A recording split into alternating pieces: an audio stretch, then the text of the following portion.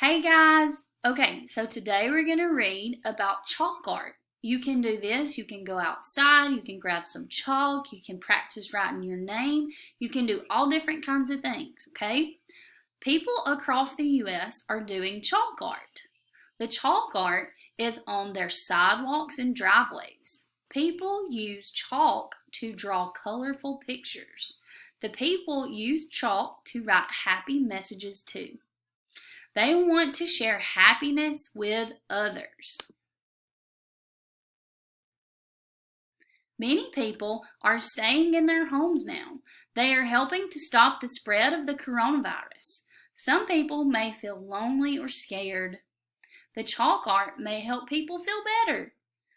Will you do some chalk art? Maybe we can have a little chalk art competition. What do you say? Miss you guys. Love y'all.